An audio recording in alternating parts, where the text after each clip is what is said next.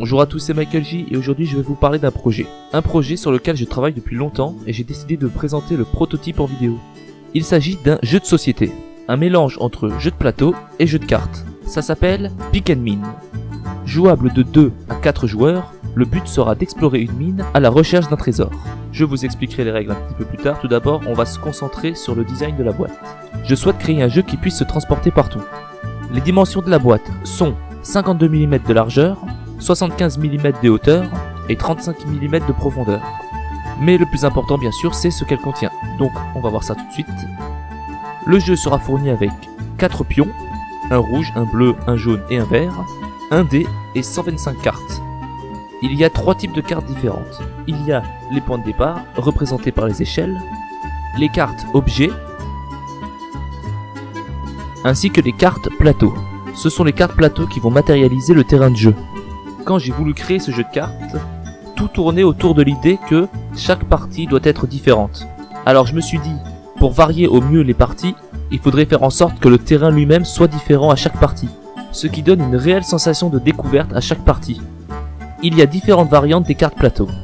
Les chemins en ligne droite, les virages, les lignes droites avec un virage à gauche ou à droite, et les points d'intersection où on peut aller dans toutes les directions. Il est possible de trouver des coffres, des tunnels, ainsi que bien évidemment le trésor à trouver. J'ai également réalisé l'application officielle qui est en fait un lanceur de dés électronique. Cela permet à la fois d'éviter d'abîmer le terrain de jeu en lançant le dé et sert aussi de remplaçant au cas où le dé a été perdu. Et comme vous pouvez le voir, il est possible de lancer jusqu'à 6 dés en même temps. Si vous êtes curieux, je vous invite à la télécharger. Malheureusement, il n'y a que la version Android qui est disponible pour le moment. Donc je vous invite à flasher ce code. Voilà. Je vais maintenant vous expliquer les règles en profondeur à travers une partie. Pour pouvoir faire une partie, il faut pouvoir jouer sur une grande table. Vous placez ensuite, en fonction du nombre de joueurs, les points de départ au centre de la table. De cette manière si vous êtes à 2, de cette manière si vous êtes à 3, et de cette manière si vous êtes à 4. Ensuite, chaque joueur doit placer son pion sur son point de départ. N'oubliez pas de bien mélanger le paquet de cartes plateau ainsi que le paquet de cartes objets. Vous les mettez sur le côté histoire de pas gêner la partie. La partie peut donc commencer. Au début de chaque tour, le joueur pioche une carte dans la pile des cartes plateau. Il obtient alors un chemin qu'il doit placer devant lui. Il est obligatoire que le chemin ajouté soit relié au précédent. Une fois la carte posée, je déplace mon pion dessus. Avant de passer mon tour, je peux encore effectuer une action. Soit utiliser une carte objet, soit faire un lancer de dés pour pouvoir me déplacer librement dans les zones déjà découvertes. Dans le cas présent, en début de partie, cela ne sert à rien, donc je passe mon tour. Le second joueur effectue alors la même action. Il tombe quant à lui sur une carte virage. Il a la possibilité d'orienter la carte dans le sens qu'il désire, tant que le chemin est toujours lié au précédent. La partie suit tranquillement son cours, et le joueur rouge tombe sur un coffre. Il doit donc piocher une carte au hasard dans la pile carte objet, et il obtient une épée de puissance 1. On verra plus tard les puissances. Pendant ce temps, le joueur bleu est dans une intersection. Il a la possibilité de choisir la direction dans laquelle il veut tourner. Là, le joueur bleu a également trouvé un coffre. Il a obtenu une pioche puissance 2.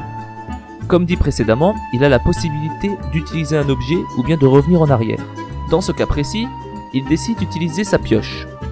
Elle lui permet de révéler une nouvelle case ainsi que s'y déplacer dessus.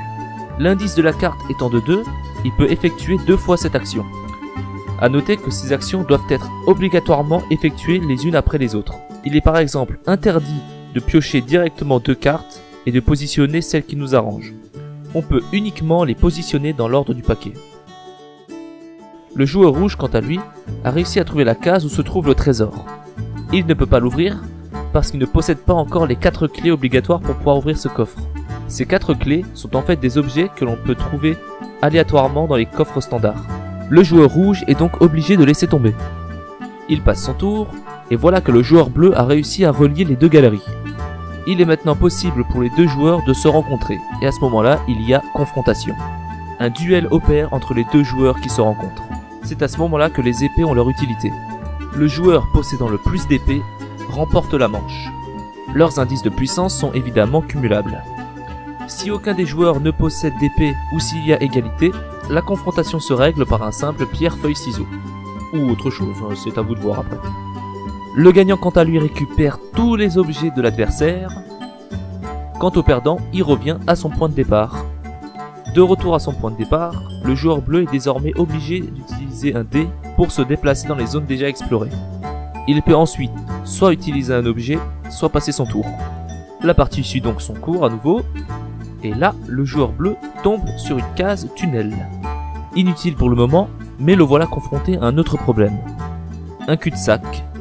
C'est alors qu'intervient une autre fonction des pioches, si vous en possédez, c'est la possibilité de remplacer la carte qui nous fait barrage. Pour ce faire, vous la retirez et vous la replacez au fond du paquet plateau. Vous en piochez une nouvelle et vous la mettez à sa place. Il est également possible de cumuler les cartes pioches. Et pendant ce temps, on retrouve le joueur rouge qui a découvert un autre tunnel. Il a la possibilité, s'il le souhaite, de l'emprunter et de ressortir par l'un des autres tunnels présents sur le plateau. Une fois le tunnel emprunté, il doit passer son tour.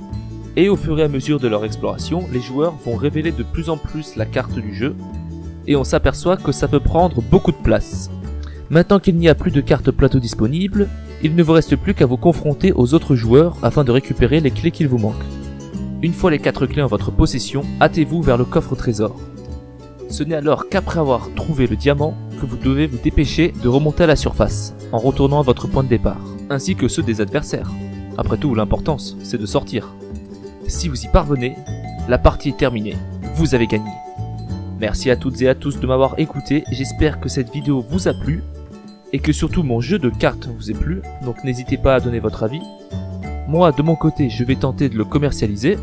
Je vous dis donc à la prochaine dans une future vidéo, bye tout le monde.